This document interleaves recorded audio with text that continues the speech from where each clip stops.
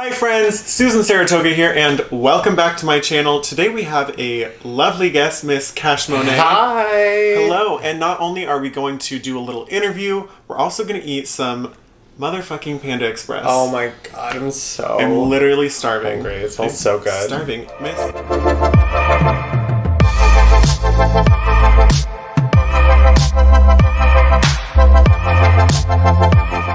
Miss Cash Monet painted me today, and I'm feeling like the most sickening alien. You look so cute. I'm living. If you want to see that video, be sure to check it out on Trish TV. That's youtube.com.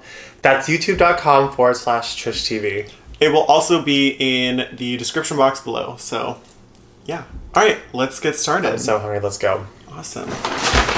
So we have our straws, because we're skinny. Yes. And then we both, surprisingly, like totally on accident, got the same exact thing.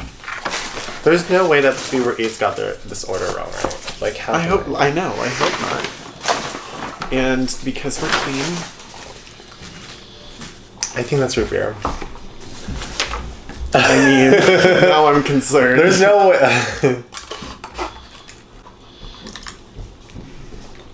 Is that Dr. Pepper? Yeah, it's Dr. Pepper. Okay. Wow, your nose is so powerful. Okay. So I'm gonna grab you a straw or forks.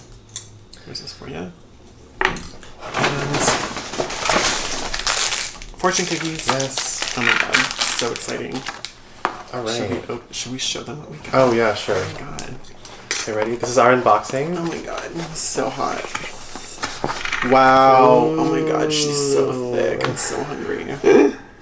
Glistening. Oh my goodness. Okay. So what did we get here today? What did we get here today? Chow mein, some fried rice, orange chicken, and some shrimp. Yum. I'm literally starving. And while I eat this, I will prepare some questions. Okay. Tell us a little bit about your backstory. When did you first start drag? So, I started drag October, the first week of October in 2015. I just graduated from art school. Where'd you go to art school? I went to San Francisco Art Institute. Where? And it's in North Beach. There's the Institute of Art, which is like more of like the Starbucks of like art school. But I went to San Francisco Art Institute because that's the one that's like the one that like grew up in San Francisco. Like, yeah, that's the one in here. I went there. I graduated, and then once I graduated with photography and performance art, I started doing drag. So it was right after I graduated. Awesome. Yeah. And I started in October, but I'm not a Halloween queen. I started in the beginning of October when there was I also started in Monster Show. It's still going on. It's in the Castro. It's every Thursday. Ooh, awesome. Yeah. And so what was your first time in drag like? Terrifying? Oh my god. So scary. Okay, so how did you come up with the name Cash Monet? So I was going to art school, and there's actually a website called Cash Monet, but the spelling of cash was like cash, like internet cash, like CACHE. And I can actually show you that too, because it's actually one of my favorite sites. Okay. It's one of my favorite because I started to do more like internet art at the time, and this was one of my favorite art pieces that came, like one of my favorite art pieces that I found learning art. Learning art. I learned art. I learned art. So, when starting drag, what was the hardest thing for you to learn?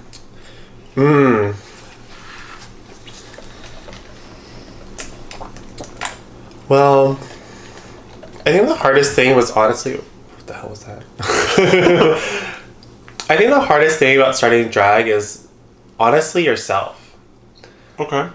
It's like when you do something, and obviously like, since there's so many drag queens now and like they're like in the media, it's like being like, oh, no one's gonna like this. But I think that that like overcoming like the self-doubt is honestly something that's like really hard in the beginning. Oh yeah. Because when you're starting off, you always want to be like, oh, I don't want to start off until I look good. But, like, you just gotta do it. Like, you just gotta do it. Well, and by meeting people who are actually, like, doing drag and stuff like that, they're going to be able to tell you, oh, like, I've also struggled with, maybe it's your makeup or something. It's like, I've also struggled with this specific blending technique or this specific technique to make me look this certain way. And they'll be able to tell you specifically on your face, like, how you can, like, do better. And, like, not in a shady way. Awesome. And what do you still want to improve about yourself? Because, like, drag, you always have to, like, continuously improve and learn new things. What do you personally want to still improve on? I know, like, I've been like trying to do more dancing stuff, but I've like me just being moving on stage is something I want to improve a lot. I've always struggled with just like lip syncing. Really? Yeah. How so? Like when I open my mouth, like it doesn't really move as much. Like just like it's just like a. Okay. It's like a it's like a 2-frame animation. It's just like up and down and up and down. I want to look like the words are actually coming out of my mouth. Okay. Cool. And how has drag impacted the way that you see yourself? Oh my god.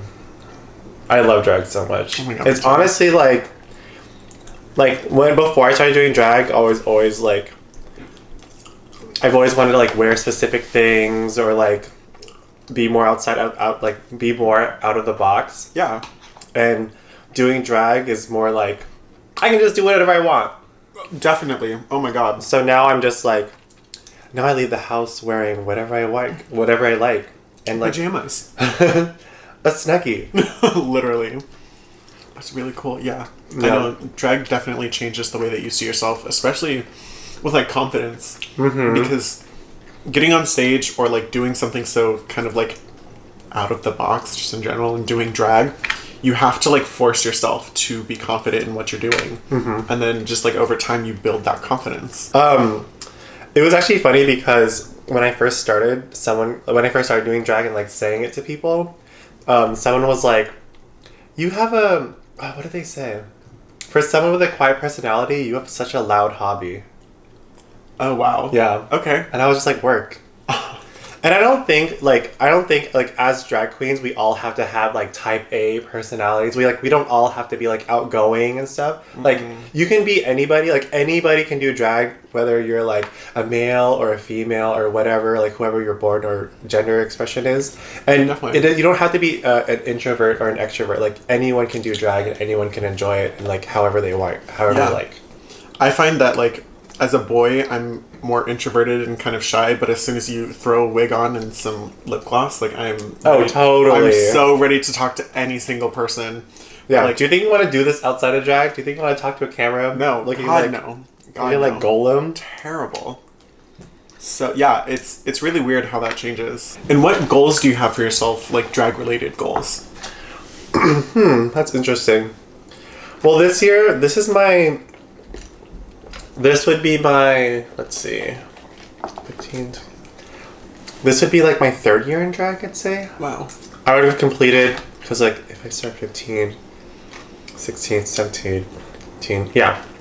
I'm going on more than 3 years of drag now, so every year has been like some kind of goal. Yeah. This year I've taken a step back from doing more gigs and focusing like, last year was about trying to be a full-time drag queen and like paying rent with drag and stuff, and it happened and it worked, and it like obviously it's like hard, it's like fucking hard. That's insane. But this year I'm actually stepping back from performing on stage and more like focusing on points where in my drag I want to improve, like grow. Yeah. Because I have 2 shows right now. I have Pastel Gore and Soul Train. And those are the only 2 shows that I'm going to be working on this year. Other than like shows that like pay me well, you know. But also I have Trish TV, which I'm the only editor on that channel. Oh my god. So I have to edit. Our goal for this year is to edit 52 videos because we're releasing a video every Friday. That's incredible. Yeah. That's really, really awesome. And that's what I got my bachelor's in like cameras basically. Yeah. So just to do drag and to edit videos and to post stuff on the regular basis is like such a blessing, I'd say. It's really, really cool. Be sure to Venmo us after this video. Actually, you can Venmo us at Trish the Dragazine too. We'll leave our Venmos down below. Yeah. As someone who's been around for a little bit, what like tips or like pieces of advice do you have for beginner drag queens or people who are just kind of starting or thinking about going into drag? I say, like with drag queen rules, it's like just do it. I mean, that's a little bit abstract, I'd say. Yeah. But like, if you want to do some like song that's from like the Netherlands that like no one's gonna know unless they're 80 years old, just fucking do that song. Because, some like Bjork cover. Yeah, some like Bjork like xylophone cover or something like that. But like at least one person in that audience is gonna live, and if you would make that one person's day, then it's totally worth it. Oh, definitely. When I was starting out, I inspired a lot from like anime and like video games and stuff. I had rice in my hair. Anyway. Sorry, carry on. And then I inspired from like a lot of like anime and video games. Yeah. So a lot of my songs in the beginning were not in English, and the references were to like, I don't know, some video game. And then like after I'm done, I would have like two people come up to me and be like, I didn't know you were gonna do that song. I didn't know like anyone would do that song. I was like, oh, this is the best. It's things like that just to make people's day. Yeah. It's like really, really fun. And so also someone who, watches RuPaul's Drag Race, what do you see the biggest difference between drag race drag and local drag? Well, obviously RuPaul's Drag Race has like a budget.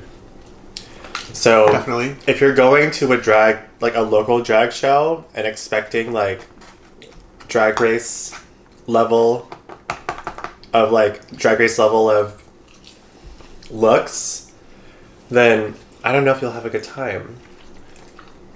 Because it's also not all like death drops and splits. No, it's not. Can you do a death drop? No, me neither. Split. No. I stand there. I stand there like a real woman. I think if you go to a drag show and expect like drag race level, even like TV level, it's just not going to happen. No. It's very rare to find someone who has the budget, who wants to spend that kind of money to put on drag race level quality of drag. And for the most part, people who do drag, this isn't their full-time job. True. And there's no reason to be spending the thousands of dollars on one outfit when you can kind of makeshift something and get the similar story across. Right. Yeah. And especially in a city like San Francisco, like I hear this all the time where like San Francisco, well, it's true because San Francisco is the most expensive city to live in. It is. And as for an artist, not just drag queens, but like any kind of artist living in San Francisco, it's hard. Because it's so expensive. Definitely. So you've been doing drag for a while, and it's kind of part of your life now.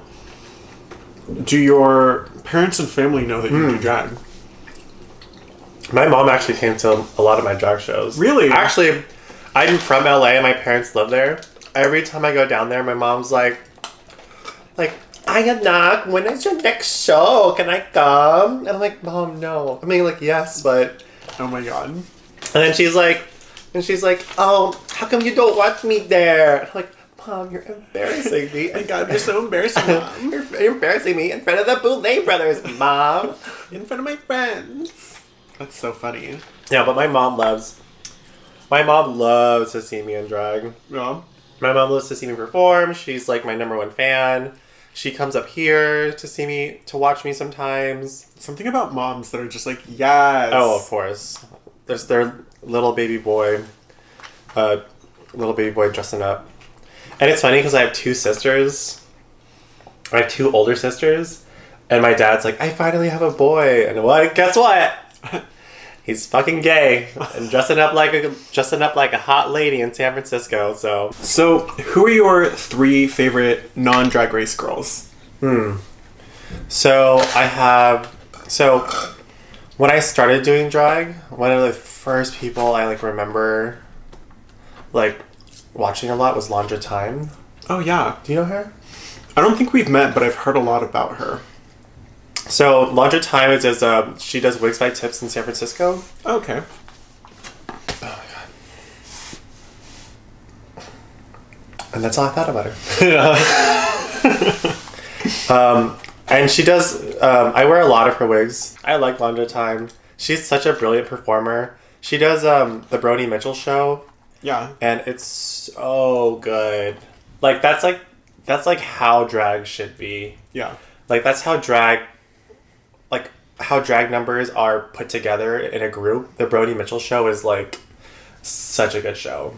Another queen that I also look up to is Mother Chukka. She's, like, have you heard? I don't think I've ever... Mother Chukka has been doing drag for, like, ever in San Francisco. She's, like, one of the staple drag queens. I think that's why, is because this is, like, you're my first experience with, like, SF. Really? Yeah. Yeah. Mother Chukka is, like, history. Are you okay? I'm not. I'm really not. Mother Chukka is, like, drag, like, San Francisco drag history. Like royalty. Yeah. I don't even know how long she's been doing drag. But when I started doing drag, she's always been, like, so nice. And she's, like, this old drag queen that's just, like hopping around with her Polaroid camera, taking selfies with you. And, like... That's so cute. And she's so sweet. She actually got me some really good gigs last year with, like, Salesforce, because she used to work at Salesforce and stuff. So I did the Salesforce queer party for Dreamforce. Oh, and then she got me on the float in Pride. So I did Pride this year, like, on the float. Yeah. And then the last queen would be Mama Celeste, because we make Trish together. Mm-hmm. And, like, it's fun because, like, we kind of have the same ideas of drag, like, where we like drag, but, like, the stage isn't enough, so we find other, like, assets to do this with. So, like, whether it's, like, making the actual zine, or, like, making these videos, or making, like local drag memes, like, we just get each other. Yeah. Do you see that there's, like, it's hard dating being a drag queen? I mean, yeah. There's some guys that are like, oh, I don't want to never date a drag queen, or, like, ever fuck a drag queen. But that's just, like, then you're just weeding out the people who are weeding out the trash weak. bags. Yeah. So really, it's a nice filter. That's true. It's a nice filter for, like, guys who are scared about their masculinity. Yeah, I don't really understand the whole I'm not going to date you if you do drag, because it's like, I just don't get it. But I actually just got a message that was like, you do drag, you're too pretty to do drag. And I was like, fine. I hate you so much. But same. What are your pet peeves in drag? Like, performance-wise, people-wise? Oh, gosh. Interesting. Are you trying to get me in trouble? I'm trying to... This is the tea spill. Okay. I hate it when the backup dancers are singing your numbers. Ugh. What? Like lip syncing, or when they're singing? lip syncing, like when you're lip syncing, like when you're like the center of attention and your backup dancers are also lip syncing too. That's like something that's always a problem. Yeah, that's something that always, because it's always like you're taking attention away from the center person, and that's always like been a thing of mine. Okay. What about from like the audience? What are your pet peeves from the audience? I mean, that's like this. Oh, like from audience members. People who are not engaged. People who, like, dance with drag queens who are not in the show. Okay. Like you're, like, performing, like, in a bar. Oh, and then, like, my God. Like, yeah. Yeah. Drunk Susan. Yeah, definitely, like, if a drag queen comes over to you and you're handing them $1 and, you know, you want to have your little moment and dance with them, like, that's fine. But, like, definitely do not ever go up on stage while we are performing. Just don't do it. I definitely just pushed some person out the way. Did you? Just, like... I believe it. Yeah. Full, like, stiff arm them. Does anyone know what that means? It's like a football reference. Yeah. my god, you're straight. How often do you perform? I should like. I perform like. Since I've been back, like twice a month. 2 or 3 times a month. And then I try and go out once a week to support my sisters, at least. Like, at least once a week. I mean, it's really fun to have, like, a group of, like, core family members that are, like, my gay family. Yeah. And to be able to support them. Because, I mean, even if it's a slow show, having one person in your corner just being, like, screaming at the top of their lungs, like, anything like that, like, makes it worth it. Yeah. Perform for your family. Exactly. Speaking of family, do you have a drag family? Yeah. A little bit. A little bit? So Yeah. explain, like, a little bit. Well, I have Florida Man's my daughter. Okay. I was the first mom of her family. I'm not switching on that. That's it. Wait, what?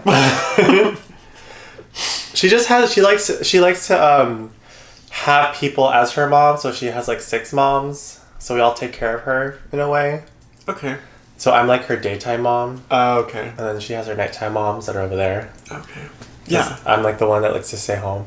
Right, of course. But as far as like a larger family, I'd say we have a group chat. Yeah. Which is like, that group chat's been going on for like, I think 3 years. Oh my god. Which is a long time. That's crazy. That's really, really crazy. Yeah, and it has like Nikki Jizz, Mama Celeste, Beverly Chills. It has Pepto Dismal from New York. Well, she used to live here and then she moved to New York. Fietta, Sarah Slay just got added. I think that's it. Awesome. I should forget someone. Oh, and Mary Vice. She lives here. Okay, everybody, we have finished our Panda Express, and I can no longer think of any other questions to ask you. Great. So, okay. Finally. Oh my god. Over. Bless. So this is the end of the video. Thank you so much for being on my channel. Thank you for having me. Oh, anytime. Gosh. Also, thank you for painting me. Oh, of course. Yes. Yes, work, mama. If you want to see that video, be sure to check it out on our channel, Trish TV, where we paint this one. Yeah, also, link in the description box. I'll make sure that all of Cash Monet's information is down there. And, yeah. All right. See you later. Peace! Bye!